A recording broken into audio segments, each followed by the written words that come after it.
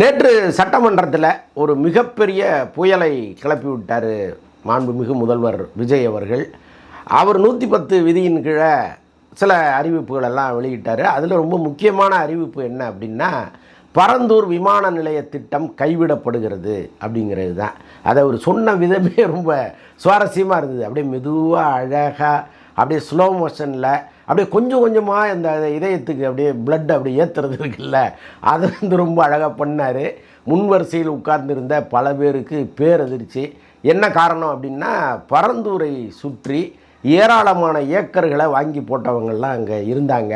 ஏன்னா பரந்தூரில் விமான நிலையம் வரும்பொழுது பரந்தூரை சுற்றி இருக்கிற பகுதிகள் எல்லாமே வளமாகும், செழிப்பாகும். அப்போது நாம் வாங்கி போட்ட லேண்டு வந்து பல மடங்கு விலை உயரும் அப்படிங்கிற நம்பிக்கையில் இவங்க வாங்கி போட்டாங்க. ஏக்கர் கணக்கில் வாங்கி போட்டாங்க. கவர்மெண்ட் வேல்யூவே, அந்த நில வேல்யூவே அதிகப்படுத்துவதற்கான வேலைகள்லாம் ஒரு பக்கம் நடந்துக்கிட்டு இருந்துச்சு. ஆனால் இப்படி ஒரு அறிவிப்பை விஜய் அவர்கள் அறிவிப்பார்னு யாருமே நினைக்கல. ஏன் நினைக்கல அப்படின்னா, பிரதமர் மோடி அவர்கள் இந்த சென்னை விமான நிலையத்தை பரந்தூரில் உருவாக்கணுங்கிறதுல ரொம்ப முனைப்பாக இருந்தார். மோடியை விட முனைப்பாக இருந்தவர் பிரபல தொழிலதிபர் அதானி அவர்கள். இந்தியாவே இன்றைக்கி வந்து அதானி அம்பானி கையில் தான் இருக்குது அப்படின்னு சொல்கிற அளவுக்கு எல்லா துறைகளிலும் 2 பேரும் கொடி கட்டி பறந்துக்கிட்டு இருக்காங்க. ஏர்போர்ட் அத்தாரிட்டி ஆஃப் இந்தியாவுக்கு தான் விமான நிலையங்கள் சொந்தம். ஆனால் அங்கே பராமரிப்பது, மேம்படுத்துதல், இந்த 2 பணியையுமே அதானி எடுத்திருக்கிறாரு. மிக முக்கியமான 8 விமான நிலையங்கள் இன்றைக்கி அவர் கையில் இருக்குது. பரந்தூர் விமான நிலையத்தையும் அதே மாதிரி ஒரு மேற்பார்வை அப்புறம் பராமரிப்பு, இது 2ஐயும் ஏற்றுக்கணுங்கிற முடிவெல்லாம் அவர் எடுத்து வச்சுருந்தார். இப்போ நேற்று இந்த அறிவிப்பு இருக்குல்ல, அது வந்து எதிரில் இருக்கிறவர்களையும் அல்லது அந்த சட்டசபையில் இல்லாதவர்களையும் கூட பெரிய அளவுக்கு அதிர்ச்சிக்கு ஆளாக்குச்சு. அப்படின்னா அதானிக்கே ஒரு பெரிய அதிர்ச்சியை அது ஏற்படுத்தியிருக்கும். ஏன்னா இவர்களை மீறி நீங்கள் ஒரு முடிவை எடுக்க முடியாதுங்கிற அளவுக்கு தான் இன்றைக்கி ஒவ்வொரு துறையிலையுமே அவங்க கோல வச்சு நிற்கிறாங்க. அப்போ அவங்கள பகைச்சிக்கிட்டு ஒரு முடிவை ஒரு எப்படி எடுத்தாருங்கிறது தான் பல பேருக்கு ஒரு வியப்பான கேள்வியாக இருக்குது. இப்போ ஒரு சம்பவம் ஒன்று சொல்கிறேன்.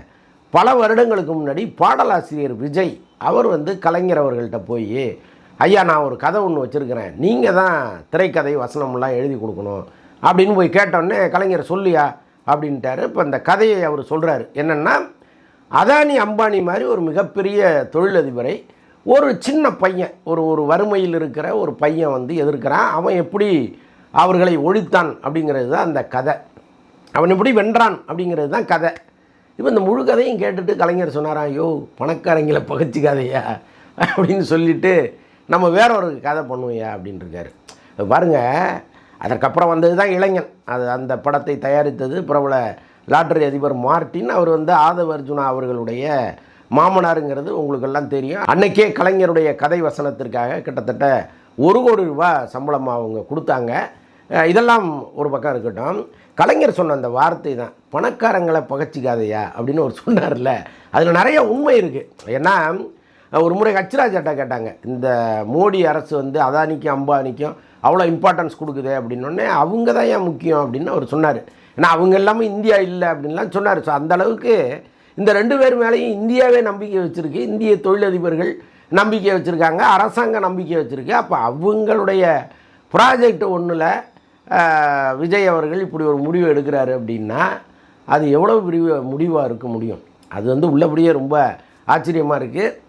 இதனுடைய விளைவுகள் என்னவாக இருக்கும்னு நமக்கு தெரியாது. ஏன்னா அரசாங்கத்தையே அப்படி ஆட்டி படைக்கிறாங்கன்னு சொல்ல முடியாது. அரசாங்கத்திற்கு மிக முக்கியமான இடத்தில் இருப்பவர்கள் நாளைக்கு இந்த தமிழ்நாட்டில் இருக்கிற முதலமைச்சர் மீது எப்படியாவது இவரை இறக்கணும், அப்போ எதிரிகளை நாம் உருவாக்கணும்னு கூட நினைக்கலாம். இதெல்லாம் யூகம்தான். அதற்கெல்லாம் நிறைய வாய்ப்புகள் இருக்குது. சினிமா கதை தானே, எப்போவுமே என்னை நீ சீன்னா உன்னை நான் எப்படியெல்லாம் டிஸ்டர்ப் பண்ணுவேங்கிறது தானே பல ஆக்ஷன் படங்களுடைய மைய கருத்தாக இருக்குது. அப்போ நேற்று இவர் எடுத்த ஆக்ஷன் படத்துக்கு என்ன கிளைமாக்ஸுங்கிறது நமக்கு புரியல, அது காலப்போக்கில் தான் தெரியும். ஆனால் இது எப்படி அவ்வளவு ஆத்தன்டிக்காக நீ சொல்கிற? நீ அதானி தான் இதை வந்து பராமரிக்க போகிறாருன்னு எவ்வளோ ஆத்தன்டிக்காக நீ சொல்கிற? ஏன்னா இந்தியாவில் எவ்வளவோ விமான நிலையங்கள் இருக்கும்பொழுது 8 விமான நிலையங்களை தானே அவங்க அண்டர்டேக் பண்ணி இதை பண்ணிகிட்டு இருக்காங்க அப்படின்லாம் நீங்கள் கேட்கலாம். 2024 அதானி சகோதரர்கள் 3 பேர் சென்னைக்கு வந்து அன்றைய முதலமைச்சர் மாண்புமிகு மு.க. ஸ்டாலின் அவர்களை சந்தித்து இது குறித்தெல்லாம் பேசிட்டு போயிருந்தாங்க. ஸோ அதன் காரணமாக தான் சொல்கிறேன், இந்த பரந்தூர் விமான நிலையத்தில் அவங்க எவ்வளவு கண் வச்சுருந்தாங்க அப்படின்ட்டு. இப்போது இந்த திட்டத்தை அவர் கைவிட்டோன்னே இந்தியா முழுக்க இது ஒரு பேசு பொருளாக மாறி இருக்கு. முக்கியமாக தமிழ்நாட்டில் இருக்கிற பல பேர் என்ன சொல்கிறாங்க அப்படின்னா, தமிழ்நாட்டினுடைய வளர்ச்சி ஒரு 20 வருஷம் பின்னோக்கி போயிடுச்சு அப்படின்லாம் விமர்சனம் பண்ணுறாங்க. அது உண்மையாக இருப்பதற்கு வாய்ப்பில்லை. என்ன காரணம் அப்படின்னா, இப்போ இந்த விமான நிலையம் வருவதே அவர் கைவிடலை. ஏற்கனவே இருக்கிற விமான நிலையம் போதும் அப்படின்லாம் அவர் முடிவெடுக்கலை. சென்னைக்கு கட்டாயமாக ஒரு விமான நிலையம் வேணுங்கிறதுல அவரும் உறுதியாக தான் இருக்கார். அதனால் இந்த பரந்தூர் விமான நிலைய திட்டத்தை தான் அவர் கைவிடுறேன்னு சொன்னார். அதற்குள்ளாக தமிழ்நாடு வந்து ஒரு 20 வருஷம் பின்னோக்கி போயிடும் அப்படின்லாம் பேசுவது எந்த விதத்தில் சரின்னு நமக்கு புரியல. ஒருவேளை அங்கே இருக்கிற சுற்றி இருக்கிற பகுதிகளில் பணத்தை இன்வெஸ்ட் பண்ணவங்க ஆத்திரம் தாங்க முடியாமல் அப்படி தான் பேசுவாங்கங்கிறத நம்ம தனியாக எடுத்து வச்சுருவோம். பூ உலகின் நண்பர்கள் இன்னும் மற்றவர்கள் எல்லாமே சொல்கிறது என்னென்னா, ஏராளமான ஏரிகள் வந்து அந்த பகுதியில் இருக்குது. அந்த ஏரிகளை எல்லாமே நீங்கள் மூடிட்டிங்கன்னா அங்கு தேங்குகிற தண்ணி எல்லாமே சென்னையை நோக்கி தான் வரும். சென்னை வந்து வெள்ளத்தில் மூழ்கும் அப்படிங்கிறது தான் அவங்க சொல்கிறது. ஸோ அதனால் அதிகப்படியான ஏரிகளையும் குளங்களையும் கொண்ட அந்த இடத்த நிம்மதியாக விட்டுருங்க. அப்போ தான் நாம் நிம்மதியாக சென்னைக்குள்ளே இருக்க முடியுங்கிறது தான் இவங்க சொல்ல வர்ற கருத்து. அப்போது ஒருபுறம் விவசாயிகளுடைய கோரிக்கை, மாடு கண்ணெல்லாம் ஓட்டிக்கிட்டு வீடெல்லாம் பூட்டி போட்டுட்டு வீடே இல்லை, எல்லாமே அப்படியே அனாதரவாக இன்னொரு ஊருக்கு போகிறது இருக்குல்ல, அது வந்து மிகப்பெரிய கொடுமை. பாரதி ராஜா படத்துலலாம் அதெல்லாம் வரும். இன்னொன்று வந்து இலங்கையில் போர் நடக்கும் பொழுது அங்கிருந்து அப்படியே புலம்பெயர்ந்த தமிழர்கள் எப்படி போனாங்கங்கிறத ஒரு படம் ஒன்று எடுத்திருந்தாங்க. அது அப்படியே கண்கலங்க இருக்கும் அந்த படம். அப்படி வந்து நம்மளை கதற வச்சுருக்கோம் அந்த படம். ஸோ அந்த மாதிரி தான் கிட்டத்தட்ட ஒரு அவ்வளோ பெரிய ஊர்களை காலி பண்ணி அவ்வளோ மக்களை இன்னொரு இடத்துக்கு போங்கன்னு சொல்கிறது இருக்குல்ல, அது ஒரு மிகப்பெரிய வழி. அது இல்லாமல் நீங்கள் ஒரு திட்டத்தை உருவாக்க முடியாதுங்கிறது வேறு. ஆனால் அதிகப்படியான மக்கள் இருக்கிற ஒரு இடத்தில், அதிகப்படியான விவசாயம் நடக்கிற ஒரு இடத்தில் அதை செய்ய முடியுமாங்கிற கேள்வியெல்லாம் இருந்துச்சு. அவங்களுடைய கோரிக்கையை அவர் ஏற்று தேர்தலுக்கு முன்னாலேயே அவர் கொடுத்த வாக்குறுதிகள் எல்லாமே இன்றைக்கி அவர் நிறைவேற்றியிருக்கிறாரு. ஏகனாபுரம் அந்த பரந்தூர் பகுதி மக்கள்லாம் நேற்று வெடிவெடித்து கொண்டாடி கண்ணீர் மல்க பேசுனது எல்லாத்தையும் நம்ம பார்த்தோம். அவ்வளவும் ஆனந்த கண்ணீராக அவங்க பேசுனாங்க. நான் தழுத்தெடுக்க குடும்பமாக பேசுனதெல்லாம் தொலைக்காட்சிகளில் நம்ம பார்த்தோம். ஸோ இப்படிப்பட்ட சூழ்நிலையில் தான் விஜய் அவர்கள் மாற்று முடிவை எடுத்திருக்கிறாரு. அவர் எங்கே இந்த விமான நிலையத்தை உருவாக்க போகிறாருன்னு தெரியல. அவர் என்ன சொல்கிறாருன்னா, இந்த விமான நிலையம் எங்கே அமையணுங்கிறத நாங்கள் சில இடங்களை தேர்வு பண்ணி வச்சுருக்கோம், அது தொடர்பான பேச்சுவார்த்தைகள் நடந்துகிட்டு இருக்குது, விரைவில் அது அறிவிக்கப்படும்னு சொல்லியிருக்கிறாரு. அது எந்த இடம்ங்கிறது இது வரைக்கும் யாருக்கும் சொல்லப்படலை. ஏன் சொல்லப்படலை அப்படின்னா, இப்போ எப்படி பரந்தூரை சுற்றி இடத்த வாங்கி போட்டு ஏமாந்து நிற்கிறாங்களோ அந்த மாதிரி எங்கே சொல்கிறாரோ அங்கே போய் கும்பலாக இடத்த வாங்குவாங்க. மொத்த கூட்டமும் அங்கே போய் கையில் எவ்வளோ இருக்கோ பணத்தை போட்டு இடத்த வாங்குவாங்க. அங்கே இருக்கிற நிலத்தின் விலை வந்து பல மடங்கு ஏறிடும். அதனால் இப்போ சொல்வதுங்கிறது உகந்ததாக இருக்காது.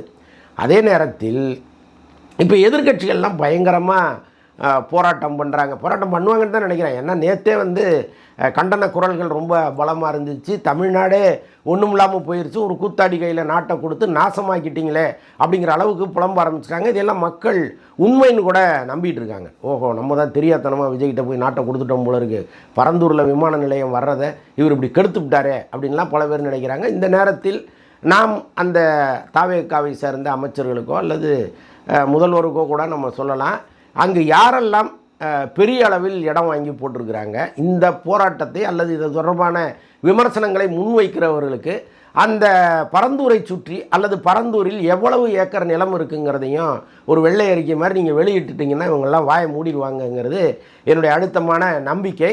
ஆக மொத்தம் இந்த விவகாரத்தில் ஒரு சினிமா கதாநாயகன் என்ன செய்வாரோ அதே மாதிரி ஒரு ஸ்க்ரீன் பிளே பண்ணியிருக்கிறார் விஜய் அவர்கள். இப்போ எதிரிடத்தில் நின்று கொண்டிருக்கிற அதானி அவர்கள் என்ன செய்ய போகிறாரு, இவ்வளவு பெரிய திட்டத்தை இங்கு கொண்டு வந்த மத்திய அரசு இது தொடர்பாக என்ன பேச போகுது அவர்கிட்ட அப்படிங்கிறதெல்லாம் ஒரு விடை தெரியாத கேள்வியாக இருக்குது. இருந்தாலும் ரொம்ப சுவாரஸ்யமாக இருக்குது. வெயிட் பண்ணி பார்ப்போம்.